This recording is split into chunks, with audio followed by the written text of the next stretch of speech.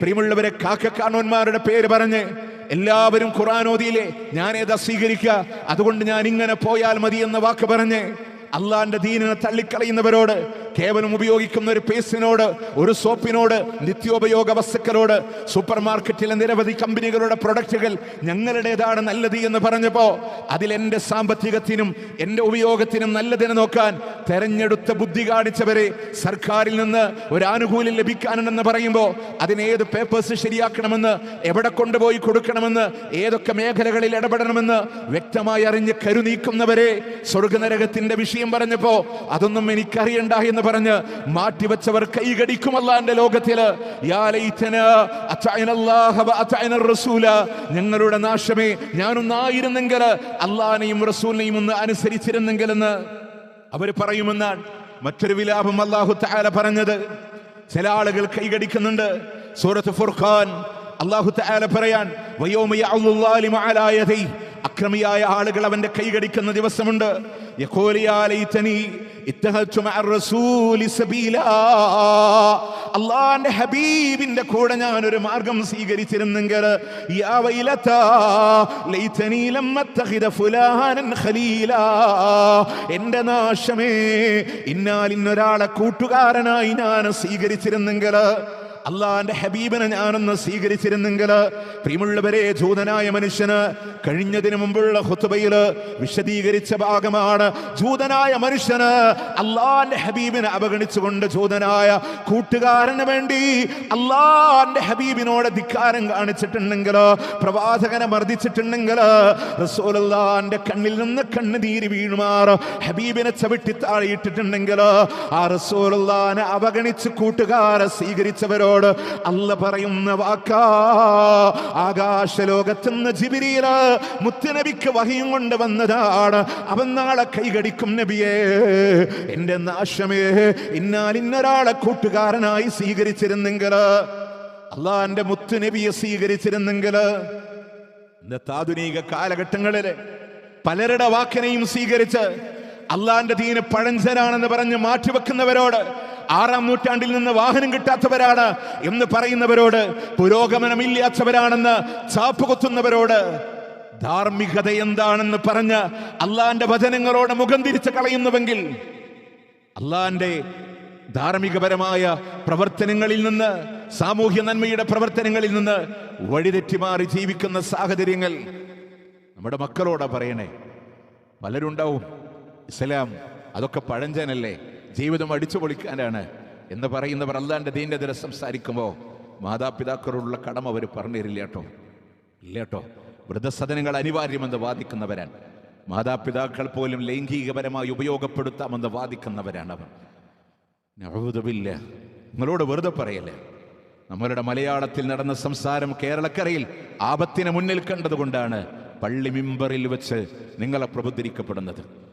നമ്മളുടെ മൂക്കിന്റെ താഴെയാണ് ശിശുരതിക്കും സുവർഗാനുരാഗത്തിനും മൃഗരതിക്കും ശവരതിക്കും വേണ്ടി അവകാശവാദത്തിന് പ്രഖ്യാപന സമ്മേളനം നടത്തി. ഇവിടെ നിന്ന് കേവലം 3/4 മണിക്കൂർ യാത്ര ദൂരത്തിലാണ് പ്രകടനം നടന്നത് എന്ന ബോധ്യത്തിലാണ് നിങ്ങളോട് സംസാരിക്കുന്നത്.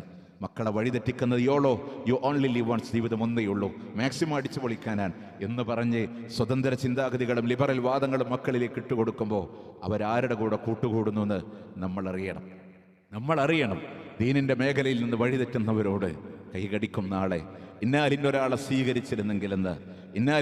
സ്വീകരിച്ചിരുന്നെങ്കിലെന്ന് നിങ്ങൾ ആലോചിച്ചിട്ടുണ്ടോ? ഒരു ധാർമ്മികത ഉണ്ടാവില്ല, ഒന്നും ഉണ്ടാവില്ല. ഇന്ന് പോലും നിങ്ങൾ ആലോചിച്ച് നോക്ക് ഗാസയുടെ ഫലസ്തീനിന്റെ മണ്ണിലെ ഭക്ഷണമില്ലാതെ വെലിഞ്ഞ് നമ്മൾ ഒരുപക്ഷെ പലതവണ പറഞ്ഞ് ഇന്ന് നമ്മളുടെ സംസാരങ്ങളും നമുക്കത് ദുആയിൽ പോലും ഉൾപ്പെടുത്താത്ത രൂപത്തിൽ നമ്മൾ മറന്നു കളയുന്ന ഒരു യാഥാർത്ഥ്യങ്ങളിലെ നരനായാട്ട് തുടങ്ങി വർഷങ്ങൾ കഴിഞ്ഞില്ലേ? തൊലിയുടെ മേലെ ഒട്ടിയ അസ്ഥികളുമായി ഭക്ഷണമില്ലാതെ പട്ടിണി മരണങ്ങൾ ഗാസയുടെ ഫലസ്തീനിന്റെ റഫയുടെ മണ്ണുകളിലൂടെ കണ്ടുകൊണ്ടിരിക്കുന്ന പശ്ചാത്തലങ്ങളിൽ അനിവാര്യമാണ്, കിട്ടേണ്ടതാണ് എന്ന് പറഞ്ഞ് മുദ്രാവാക്യം മുഴക്കുന്ന ആളുകളാണ് ഈ ചുറ്റുഭാഗത്തുമുള്ള ആളുകളെന്ന യാഥാർത്ഥ്യത്തെ നമ്മൾ തിരിച്ചറിയണം. വല്ലാത്ത അവസ്ഥയല്ലേ? നമ്മുടെ വീട്ടിലില്ലേ 3, 4, 5 വയസ്സായ മക്കളില്ലേ? നിങ്ങൾ ചോദിക്കും, മക്കളെ എന്താ മക്കൾക്ക് വേണ്ടേ? അവർക്ക് ബാർബിയുടെ ടോയ്സ് വേണമായിരിക്കാം, അവർക്ക് കളിക്കാനുള്ള വാഹനങ്ങൾ വേണമായിരിക്കാം. നിങ്ങൾ ചോദിക്കുക, കാറിയൂനുസിലും ഗസയിലൊക്കെ ഉള്ള മക്കളോട് നിങ്ങൾ ചോദിക്കുക എന്താ വേണ്ടേ? ഒരു നേരത്തെ ഭക്ഷണം എന്ന മക്കൾ വരലിച്ചുകൊണ്ട് ഇരുത്തിന്റെ മണ്ണെന്ന ബോട്ടിലാക്കി കടലിൽ കയറിയ കിട്ടിയെങ്കിൽ കിട്ടിക്കോട്ടെ എന്ന് കരുതിയിട്ട് ഇതൊക്കെ കാണുമ്പോഴും പറയാൻ അവർക്ക് കിട്ടേണ്ടതാണ്, അവര് തീവ്രവാദികളാണ് എന്ന് പറയാൻ ആൾക്കാരാൻ, അവർക്ക് എന്ത് ധാർമ്മികതയാണ്, എന്ത് മനുഷ്യത്വമാണ്, ഒട്ടിയ ശരീരങ്ങളോട് എന്ത് കടമയാണ്. ഈ ആളുകളുടെ ഒക്കെ പിന്നാലെ പോണവരോടാ പറയണേ. നമ്മളൊക്കെ വിചാരിക്കും അവരെ അഭിപ്രായമല്ലേ, അത് അഭിപ്രായമല്ല, ഉള്ളിലെ കറയാണ് പറഞ്ഞുകൊണ്ടിരിക്കുന്നത്. അതുകൊണ്ട് തന്നെ അള്ളാഹുവിനെ റസൂലിനെ വിട്ടിട്ട് ആ മാർഗത്തിലുള്ള ഒരു കൂട്ടുകെട്ട് വിട്ടിട്ട് മറ്റൊരു വഴി അവലംബിക്കുന്നുവെങ്കിൽ നമ്മളുടെ നാശത്തിലേക്ക് എത്തും. നമ്മളുടെ അടിച്ചുപൊളി ലൈഫിനെ, കൂട്ടുകാരൻ പറഞ്ഞ ലൈഫിന് വാപ്പാൻ്റെ ദീന് തടസ്സാവും, ഉമ്മാൻ്റെ ദീന് തടസ്സാവും. അവസാനം ആ ദീനും വേണ്ടെന്ന് പറയും. അവസാനം അതൊന്നും ഇല്ലാത്ത ഞാനൊരു എക്സ് മുസ്ലിമാണ് എന്ന് പറയാൻ മടി കാണിക്കാത്തിടത്തും. പ്രിയമുള്ളവരെ, ഒരു ആധുനിക രീതിയിൽ ഒരു ചാരിറ്റി ചെയ്യാൻ ഈ ആളുകൾ ഉണ്ടാവില്ല. ഒരു പാവപ്പെട്ടവന് ബ്ലഡ് കൊടുക്കാനോ അല്ലെങ്കിൽ ഏതെങ്കിലും രീതിയിലൂടെയുള്ള ഒരു ഡയാലിസിസ് സെന്ററിനോട് ഹെൽപ്പ് ഒന്നും അവൻ ഉണ്ടാവില്ല. അവനൊക്കെ അവനതിനെതിരാൻ. എന്നിട്ട് അവസാനം ഒന്നുമില്ലാത്ത, മതമില്ലാത്ത അവസ്ഥയിൽ പോയി ഇവിടുന്ന് കുഫ്രിയത്തിലൂടെ ലോകത്തോട് വിട പറയുമ്പോ ആഖിറത്തിൽ വെച്ച് കരയും. മിന്നാലിൽ ഒരാളെ സ്വീകരിച്ചത് അബദ്ധായല്ലോ. ആ വിലാപം ഉണ്ടാവാതിരിക്കാനാണ് അള്ളാഹുവിന്റെ ഖുർആൻ പറഞ്ഞ ഈ വിലാപം നിങ്ങളെ ഓർമ്മപ്പെടുത്തിയത് എന്നുള്ളതാണ്. മറ്റൊരു വിഷയം അല്ല പറയാണ്, അവർ മറ്റൊരു വിലാപം അല്ല പറയാണ്, വജീഅ യൗമഇദിൻ ബിജഹന്നമ യൗമഇദിൻ യതദക്കറുൽ ഇൻസാൻ ഫഅന്നാ ലഹു ദിക്റാ. കത്തിയാളെന്ന നരകത്തിനെ ജഹന്നമിനിങ്ങനെ കൊണ്ടുവരുന്ന സന്ദർഭത്തില് ഓർത്തു പോകുന്നുണ്ട് മനുഷ്യന്. പക്ഷേ ആ ഓർമ്മക്ക് എന്ത് കാര്യമാണെന്നല്ല, യഖൂലു യാ ലൈതനീ ഖദ്ദംതു ലിഹയാതി, എന്റെ കഴിഞ്ഞുപോയ ജീവിതത്തിൽ ഞാനൊന്ന് ചെയ്തിരുന്നെങ്കിൽ. അവൻ വിലപിക്കാൻ, യഖൂലു യാ ലൈതനീ ഖദ്ദംതു ലിഹയാതി, എൻ്റെ ഈ കഴിഞ്ഞുപോയ ജീവിതത്തിൽ ഞാനൊന്ന് പ്രവർത്തിച്ചിരുന്നെങ്കിൽ. പ്രിയമുള്ളവരെ, വല്ല ലാഭമുണ്ട് അതുകൊണ്ടൊരു ഫലം കിട്ടും. തിരിച്ചു വരാൻ പറ്റുമോ? അമൽ ചെയ്ത് മടങ്ങിപ്പോവാൻ പറ്റുമോ? അല്ലാഹു തആല പറയും, ഇല്ലാട്ടോ. ഫദൂഖൂ ബിമാ നസീതും ലിഖാഅ യൗമികും ഹാദാ ഇന്നാ നസീനാകും. ഈ ദിവസത്തെ കണ്ടുമുട്ടുമെന്നുള്ളതിനെ നിങ്ങൾ മറന്നതല്ലേ? അതുകൊണ്ട് നിങ്ങൾ അനുഭവിക്ക്, നിങ്ങൾ ആസ്വദിക്ക്. അവൻ ഒരിക്കലും മടക്കിവിടുന്ന ഒരു സാഹചര്യങ്ങളില്ല. അവസരങ്ങൾ ഒരുപാടല്ല തന്നു. അതുകൊണ്ട് പറഞ്ഞത്, മരണത്തിന് മുമ്പുള്ള ജീവിതമില്ലേ, രോഗത്തിന് മുമ്പുള്ള ആരോഗ്യമില്ലേ, വാർദ്ധക്യത്തിന് മുമ്പുള്ള യൗവന കാലഘട്ടങ്ങളില്ലേ? ഇപ്പൊ ഉപയോഗപ്പെടുത്തിക്കോ. മലക്കുൽ മൗത്തിനെ കൺമുന്നിലൂടെ കാണുമ്പോ, പ്രിയമുള്ളവരെ റൂഹ് വന്ന് തൊണ്ടക്കുടിയിലൂടെ കുരുങ്ങുമ്പോ, ലോകത്തോടുള്ള വേർപാടാണെന്ന് ബോധ്യപ്പെടുമ്പോ, ആ നേരത്ത് ഇനി ഒരു അമൽ ചെയ്യാനുള്ള അവസരം കിട്ടുമോ എന്ന് വിലപിച്ചിട്ട് കാര്യമില്ല. ഉള്ള സമയങ്ങളെ മാക്സിമം അറിയോ നിങ്ങൾക്ക്? മഹാനായ ആസിം റളിയല്ലാഹു അൻഹുവിനെ, ഖുബൈബ് റളിയല്ലാഹു അൻഹുവിനെ കൊല ചെയ്യുന്ന സന്ദർഭങ്ങളിൽ കഴുമരത്തിലേറ്റുമ്പോ അവസാനമായി എന്തെങ്കിലും അന്ത്യാഭിലാഷങ്ങളുണ്ടോ എന്ന് ചോദിക്കുമ്പോ ഖുബൈബ് റളിയല്ലാഹു അൻഹു പറഞ്ഞൊരു വാക്കുണ്ട്, എന്റെ അല്ലാഹ്ക്ക് വേണ്ടി 2 റക്അത്ത് എനിക്കൊന്ന് നിസ്കരിക്കണമെന്നാണ്. നമ്മളിലേക്കൊന്ന് ചിന്തിക്കുക പ്രിയമുള്ളവരെ. ജീവിതത്തിന്റെ അവസാനം എന്ന് പറയുമ്പോ ആഗ്രഹങ്ങളും അഭിലാഷങ്ങളും ഒരുപാടില്ലേ? മരിക്കുന്നതിന് മുമ്പ് മാക്സിമം അള്ളാഹുവിനോട് എന്തെങ്കിലും ഒന്ന് ചെയ്തു വെക്കാൻ പെട്ടെന്നുള്ള 2 റക്അത്തിന്റെ നമസ്കാരങ്ങളെ നിർവഹിച്ചിട്ട് അദ്ദേഹം പറഞ്ഞൊരു വാക്കുണ്ട്, എനിക്ക് മരിക്കാനുള്ള ഭയം കൊണ്ടാണ് ഞാൻ സുദീർഘമായി നമസ്കരിക്കുന്നതെന്ന ചിന്ത നിങ്ങളിലില്ലായിരുന്നുവെങ്കിൽ ഇനിയും എന്റെ നാഥന് വേണ്ടി ഞാൻ സുജൂദ് ചെയ്യുമായിരുന്നു എന്നാണ്. എന്റെ അള്ളാഹ്ക്ക് വേണ്ടി ഞാൻ സുജൂദ് ചെയ്യുമായിരുന്നു എന്നുള്ളതാണ്. പ്രിയമുള്ളവരെ, ഒന്നുകൂടെ നിങ്ങളോട് പറയാൻ, ഇന്ന് വൈകുന്നേരമാണ് മലക്കുൽ മൗത്ത് നമ്മളിൽ ആരുടെയെങ്കിലും റൂഹിനെ കൊണ്ടുപോകുന്നതെങ്കിൽ എന്റെ അമലിന്റെ അവസ്ഥ എന്താണ്? എന്റെ സൽക്കർമ്മങ്ങളുടെ അവസ്ഥ എന്താണ്? അമലു സ്വാലിഹാത്തുകളുടെ അവസ്ഥ എന്താണ്? അതുകൊണ്ട് മാക്സിമം ഒന്ന് സ്വരൂപിക്കാൻ രാത്രികാലങ്ങളെ 3ആയി പകുത്തു വെച്ച് ഒരു ഭാഗം മുഴുവൻ അല്ലാഹ്ക്ക് വേണ്ടി ആരാധന ചെയ്ത്, ഒരു ഭാഗം കിടന്നുറങ്ങി, ഒരു ഭാഗം റസൂലിൽ നിന്ന് പഠിച്ചത് ഹിഫ്ള് ചെയ്ത്, അങ്ങനെ ജീവിതാവസാനം വരെ തുടർന്നു പോയ മഹാനായ ഒരു പണ്ഡിതനുണ്ട്, അബൂ ഹുറൈറ റളിയല്ലാഹു അൻഹു. മസ്ജിദുൻ നബവിയുടെ ഓരത്ത് ടെന്റ് കെട്ടി ജീവിച്ച പട്ടിണിക്കോലം. ഇങ്ങനൊക്കെ ജീവിച്ചിട്ട് പോലും മരിക്കണ നേരത്തെ സങ്കടപ്പെടുമ്പോ അദ്ദേഹത്തിന്റെ ഭാര്യ ചോദിക്കുന്നുണ്ട്, എന്തിനാണ് എന്തിനാ താങ്കള്? നിസ്സാരമല്ലാട്ടോ, നിസ്സാരമല്ലാട്ടോ. ഇന്ന് നിങ്ങൾക്ക് സൗദി അറേബ്യയിലല്ല, യമനിൽ നിന്ന് പ്രവാചകന്റെ അടുക്കൽ വന്ന് ഇസ്ലാം സ്വീകരിച്ച അബൂ ഹുറൈറ റളിയല്ലാഹു അൻഹു നാഴികകൾക്ക് പുറത്ത് കേരളത്തിന്റെ ഈ മലപ്പുറം ജില്ലയുടെ ചങ്ങരംകുളത്തിന്റെ തഖ്വ മസ്ജിദിന്റെ മിമ്പറിൽ അദ്ദേഹത്തിൽ നിന്ന് റിവായത്ത് ചെയ്യപ്പെട്ട ഒരു ഹദീസ് ഉദ്ധരിക്കുമ്പോ അതിന്റെ പുണ്യം അദ്ദേഹത്തിന്റെ ഖബറിലേക്ക് എത്തുമാറ് പുണ്യങ്ങൾ സജ്ജമാക്കിയ അബൂ ഹുറൈറ റളിയല്ലാഹു അൻഹു കരഞ്ഞത് എന്തിനാണെന്നറിയോ? അസ്സഫറു തവീൽ, എനിക്കൊരുപാട് ദൂരങ്ങൾ യാത്ര ചെയ്യാനുണ്ട്. എന്റെ ഖബറും കടന്ന് മഹ്ശറും കടന്ന് സ്വർഗ്ഗനരകങ്ങളുടെ ദൂരം ഒരുപാടാണ്.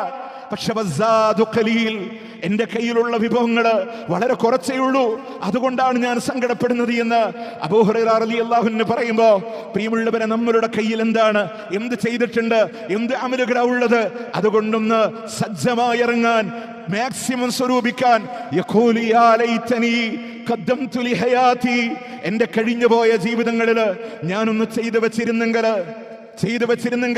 അവസരങ്ങൾ ഉണ്ടാകില്ല. പ്രിയമുള്ളവരെ, 5 വക്തിന്റെ നമസ്കാരങ്ങളെ കൃത്യമായി നമസ്കരിക്കാൻ, അതിന്റെ മുമ്പും ശേഷവുമുള്ള റവാത്തിബുകളെ 12ആയി നിസ്കരിക്കുന്നുവോ, സ്വർഗത്തിൽ ഒരു വീട് പണിയാൻ അല്ലാഹ് അവസരം തന്നിട്ടില്ലേ? ദുനിയാവിൽ ഒരു വീട് പണിയാൻ വേണ്ടി ജീവിതത്തിന്റെ എല്ലാ സത്വങ്ങളും മാറ്റിവെച്ച്, ആസ്വാദനങ്ങളും മാറ്റിവെച്ച്, അറബ് രാജ്യത്തിന്റെ മണ്ണില് പെടാപാടുപെട്ട് അധ്വാനിക്കുന്നവരെ കഫീലുമാരുടെ കയ്യിൽ നിന്ന് കേൾക്കുന്ന ചീത്ത വാക്കുകളോട് ലജ്ജിച്ച് തലതാഴ്ത്തി നിന്ന് ക്ഷമയുടെ നെല്ലിപ്പടി കണ്ട് ജീവിതത്തിൽ ഒന്നും ആസ്വദിക്കാതെ എല്ലാം കുടുംബത്തിന് വേണ്ടി മാറ്റിവെച്ചവരെ ഒരു വീട് സ്വർഗത്തിൽ പണിയാൻ എന്തെങ്കിലും ഒന്ന് കരുതി വെക്കാൻ കഴിഞ്ഞിട്ടുണ്ടോ? ഒരു ഹർഫിന് 10 നന്മ കൂലിയുണ്ടെന്ന് പറഞ്ഞ ഖുർആനില് 3,23,000-ലധികം വരുന്ന ഹർഫുകളുള്ള അല്ലാഹുവിന്റെ ഖുർആനിൽ നിന്ന് എത്ര പാരായണം ചെയ്യാൻ? ഫാത്തിഹ മുതൽ നാസ് വരെ ഇല്ല, ഇവിടെ 40കളും 50കളും 60കളും പിന്നിട്ടവരെ ആയുസിന്റെ തിരശീലകളിൽ ഒരു തവണയെങ്കിലും അല്ലാഹുവിന്റെ ഖുർആനിനെ ഓതി നോക്കി എന്ന് പറയാൻ സാധിച്ചിട്ടുണ്ടോ നമുക്ക്? ഉണ്ടോ പ്രിയമുള്ളവരെ? ഇതുവരെ എന്റെ ജീവിതത്തിൽ നമസ്കാരങ്ങളിൽ വീഴ്ചയില്ല എന്ന് പറയാൻ, തഹജ്ജുദുകളെ എത്ര കോർത്തിണക്കി എന്ന് പറയാൻ, എന്നിട്ടും നമ്മൾ ചോദിക്കുന്നുണ്ടോ അല്ലാഹുവിനോട് സ്വർഗ്ഗം എനിക്ക് തരണേയെന്ന്? മുത്തുനബി പറയാണ്, ലോകത്തിൽ ഏറ്റവും വലിയ വിവരദോഷി അവനാണ് അല്ലദീ അത്ബഅ നഫ്സഹു ഹവാഹ വതമന്ന അലല്ലാഹിൽ ജന്ന, അവന്റെ ദേഹേച്ഛകളുടെ പിന്നാലെ ഓടി സ്വർഗ്ഗം തരണേയെന്ന് ചോദിക്കുന്നവനില്ലേ? ലോകത്തിൽ ഏറ്റവും വലിയ വിഡ്ഢിയാണ്. അതുകൊണ്ട് കയ്യിലൊന്നുമില്ല പ്രിയമുള്ളവരെ. മഹാനായ ഖബ്ബാബും ഖുബൈബും ബിലാലും ഒക്കെ പോകുന്ന റളിയല്ലാഹു അൻഹു ആ സ്വർഗ്ഗത്ത് പോവാനാ നമ്മളും ആഗ്രഹിക്കുന്നത്. അള്ളാന്റെ മാർഗത്തിലൊന്നും സഹിച്ചിട്ടില്ല. ഉമർ ഇബ്നു ഖത്താബ് റളിയല്ലാഹു അൻഹു പറഞ്ഞില്ലേ, ഒന്ന് ആവേശം കൊള്ളാൻ, ഒന്ന് ഈമാൻ ഒന്ന് സജ്ജാക്കാൻ, ഒന്ന് പറ നിങ്ങളുടെ നൊമ്പരങ്ങളെ, ത്യാഗങ്ങളെ. ഇല്ലേ ഇങ്ങോട്ട് നോക്ക്. മഹാനായ ഖബ്ബാബിനോടൊന്ന് എഴുന്നേൽക്ക് ഖബ്ബാബ്. അദ്ദേഹത്തിൻ്റെ ആ കരിമ്പടം എടുത്തു മാറ്റുമ്പോൾ കൊല്ലൻ്റെ ആലയെ, എൻ്റെ യജമാനൻ ഒരു കൊല്ലപ്പണിക്കാരനാണ്, ആലയിൽ കല്ലിങ്ങനെ പഴിപ്പിച്ച് അതിൻ്റെ മേലെ എന്നെ കിടത്തി വലിച്ച അടയാളാണെന്ന് പറയുമ്പോൾ പറ നിങ്ങൾ അള്ളാഹുവിനോട് പറയാൻ ഒരു അമൽ നമ്മളുടെ കയ്യിലുണ്ടെന്ന്. ഗുഹയിൽ അകപ്പെട്ട ആളുകൾ സൽക്കർമ്മങ്ങൾ മുന്നിൽ നിർത്തി അള്ളാഹിനോട് പറഞ്ഞ് രക്ഷപ്പെട്ടപ്പോൾ അള്ളാഹുവിനോട് ഏറ്റു പറയാൻ എൻ്റെ കയ്യിൽ ഒരു സൽക്കർമ്മമുണ്ടെന്ന് പറയാൻ, പ്രത്യേകമായി ഒന്നുണ്ടെന്ന് പറയാൻ നമുക്ക് സജ്ജായിട്ടുണ്ടോ? അതുകൊണ്ട് കരയുന്നൊരു സാഹചര്യം ഉണ്ടാവാതിരിക്കാൻ അള്ളാഹ് പറയാൻ പരാജിതന്റെ വാക്കുകളാണ്. യഖൂലു യാ ലൈതനി ഖദ്ദംതു ലി ഹയാതി. അള്ളാഹ് ഒന്നുകൂടെ ആഡ് ചെയ്ത് പറഞ്ഞില്ലേ, ഫയൗമ ഇദിൽ ലാ യുഅദ്ദിബു അദാബഹു അഹദ്. അള്ളാഹു ശിക്ഷിക്കുന്ന പോലെ ഒരാളും ശിക്ഷിക്കില്ല കേട്ടോ. അതുകൊണ്ട് ഈ ജീവിതത്തെ ഒന്ന് ക്രമീകരിച്ച് സജ്ജമായി നാളെ പരലോകത്തിൻ്റെ പരാജിതരായി മാറാതിരിക്കാനുള്ള ശ്രമങ്ങളെ നമ്മൾ നടത്തുക. അല്ലാഹു സുബ്ഹാനഹു വ തആല അനുഗ്രഹിക്കുമാറാവട്ടെ. അഖൂലു ഖൗലി ഹാദാ വഅസ്തഗ്ഫിറുല്ലാഹ ലി വലക്കും ഇന്നഹു ഹുവൽ ഗഫൂറുർ റഹീം.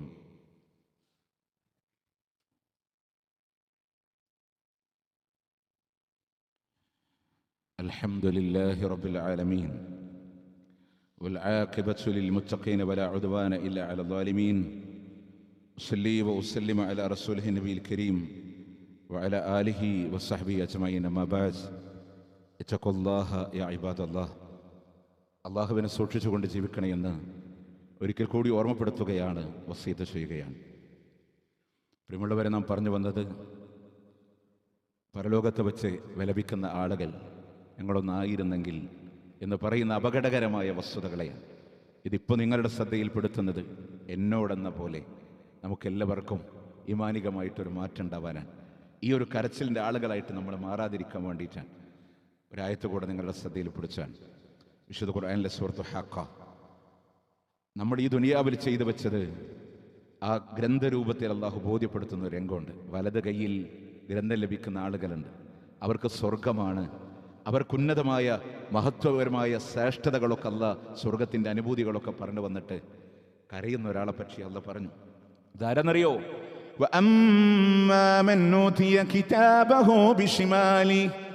ഇടത് കൈയിലൂടെ ഗ്രന്ഥം ലഭിക്കുന്ന ആളുകൾ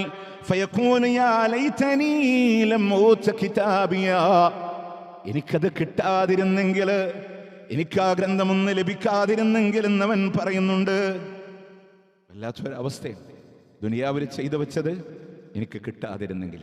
അവൻ അറിയും, നമ്മൾ വിചാരിക്കണ പോലെ സ്വർഗം നരകമൊക്കെ അവസാനത്തിലല്ലേ. അല്ലാട്ട് മരണം മുതൽ അറിയും അനുഭൂതികൾ. റൂഹ് പിടിക്കുന്ന അവസ്ഥയിലെ, മയ്യത്ത് കൊണ്ടുപോകുന്ന അവസ്ഥയിലെ, ഖബറിൻ്റെ ഭയാനകതയിലെ, ബാസിൻ്റെ സന്ദർഭങ്ങളിലെ, അവൻ്റെ വിചാരണയുടെ വേളകളിൽ, അവൻ്റെ ഗ്രന്ഥം നൽകുന്ന വേളകളിൽ അവനറിയും അവൻ്റെ അവസ്ഥ എന്താണ്.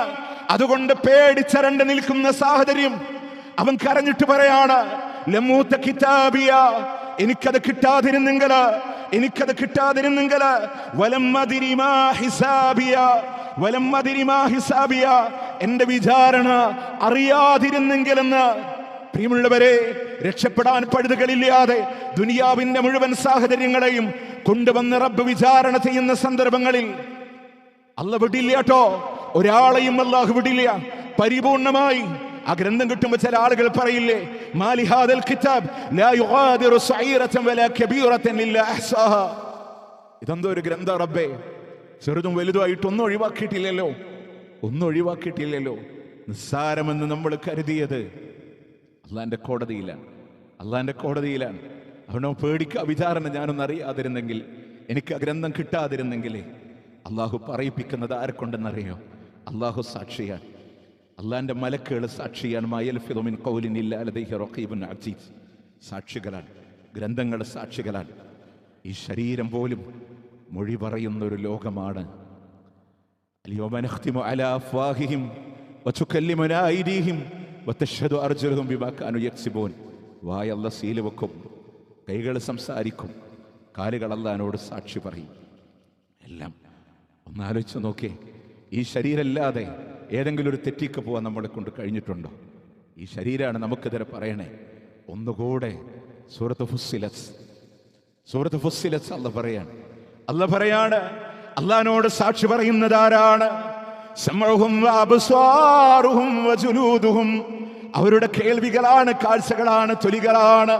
ആരാരും അറിയാതെ ഇരുട്ടിന്റെ മറവിലൂടെ കണ്ട ഹറാമുകളോട് കണ്ണ് പറയുന്നുണ്ടല്ലോ, എന്നെ കൊണ്ടാണ് കണ്ടുപോയത് റബ്ബേ. വിരലോളം വലിപ്പമുള്ള ഹെഡ്സെറ്റുകൾ കാതുകളിലൂടെ തിരികെ വെച്ച് ആരാരും അറിയാതെ കേട്ടുപോയ ഹറാമുകളോട് കാത് പറയുന്നുണ്ടല്ലോ, എന്നെ കൊണ്ടാണ് കേട്ടുപോയതല്ലോ. അവന്റെ തൊലികൾ പറയുന്നുണ്ട്, റബ്ബേ എന്നെ കൊണ്ടാണ് തൊട്ടുപോയതല്ലോ. തൊടാൻ പാടില്ലാത്തവരെ തൊട്ടിട്ടുണ്ടെങ്കിൽ, പ്രിയമുള്ളവരെ, സോഷ്യലിസത്തിന്റെ പേര് പറഞ്ഞ് വ്യഭിചാരത്തിന്റെ മേഖലകളിലൂടെ കടന്നു പോയവരുണ്ടെങ്കിൽ, ഹറാമായവരോട് ഷെയ്ക്കൻഡ് കൊടുത്തവരുണ്ടെങ്കിൽ, ഒന്ന് ടച്ച് ചെയ്തവരുണ്ടെങ്കിൽ, അങ്ങേ അവസാനത്തെ വ്യഭിചാരമെന്ന് പറഞ്ഞില്ല, കണ്ണിന്റെ, കാതിന്റെ, കയ്യിന്റെ വ്യഭിചാരങ്ങൾ ചെയ്തവര് അള്ളാന്റെ കോടതിയിലൂടെ സാക്ഷി പറയുന്നുണ്ടല്ലോ, എന്നെ കൊണ്ടാണ് തൊട്ടുപോയതല്ലോ. നമ്മൾ മാന്യന്മാരായിരിക്ക, ആരും നമ്മളെ പിടിച്ചിട്ടില്ലായിരിക്ക, ആരും നമ്മളെ കണ്ടിട്ടില്ലായിരിക്ക. പക്ഷെ ഹറാമിലേക്ക് നടന്നു പോയപ്പോ ഈ ശരീരം കൊണ്ടല്ലേ പോയെ? ഈ ശരീരം അല്ലാഹുവിനോട് പറയുമല്ലോ, ഇവൻ എന്നെ കൊണ്ട് തൊട്ടിട്ടുണ്ടല്ലോ. അവനെ നരകത്തിലേക്ക് വലിച്ചെറിയുമ്പോ, പ്രിയമുള്ളവർ, ഈ തൊലി 42 മുഴമായി വേദനകളുടെ കാഠിന്യം വെന്തൂരുകി വീണ്ടും വീണ്ടും തൊലികൾ മാറി അനുഭവിക്കുമ്പോ, വഖാലൂ ലിജുലൂദിഹിം ലിമ ശഹിതും അലൈനാ, എന്തിന് നമുക്കെതിരെ സാക്ഷി പറഞ്ഞ്? ഖാലു അൻതകനല്ലാഹ് അൻതക കുല്ല ഷൈ, എല്ലാ വസ്തുക്കളെയും സംസാരിപ്പിച്ച റബ്ബ് എന്നെയും സംസാരിപ്പിച്ചതാണ്, എന്നെ സംസാരിപ്പിച്ചതാണ്. അതുകൊണ്ട് പ്രിയമുള്ളവരെ, ആ വിചാരണയുടെ ഗാംഭീര്യം, ആ വിചാരണയുടെ കാഠിന്യം, അതാണ് കരഞ്ഞിട്ട് പറയണത്, എനിക്കതൊന്നും ഉണ്ടാകാതിരുന്നെങ്കിൽ, എൻ്റെ ആധിപത്യം എനിക്ക് ഉപകാരപ്പെട്ടില്ലല്ലോ. അവൻ പറയും, എൻ്റെ സമ്പത്ത് എനിക്ക് ഉപകാരപ്പെട്ടില്ലല്ലോ, അവൻ പറയും. അതുകൊണ്ട് പ്രിയമുള്ളവരെ, ദുനിയാവിൽ ആധിപത്യങ്ങളും സമ്പത്തൊന്നും ഉപകരിപ്പെടുത്താൻ ആ ഒരു പരലോകത്തിന് വേണ്ടി അധ്വാനിക്കാൻ ഖുർആൻ പറഞ്ഞ ഞാനൊന്നായിരുന്നെങ്കിൽ എന്ന് സങ്കടപ്പെടുന്ന ഈ ഖുർആനിൻ്റെ സംഭാഷണങ്ങളെ ജീവിതത്തിലെ ഒരു ഭയപ്പാടോടെ കണ്ട് ആ പരാജിതനായിട്ട് ഞാൻ മാറില്ല എന്ന നിയ്യത്തോടു കൂടെ വേണം ഇൻഷാ അല്ലാഹ് ഈ തഖ്വയിലെ ഖുത്ബ കഴിഞ്ഞ് നമുക്ക് പുറത്തു പോകാൻ.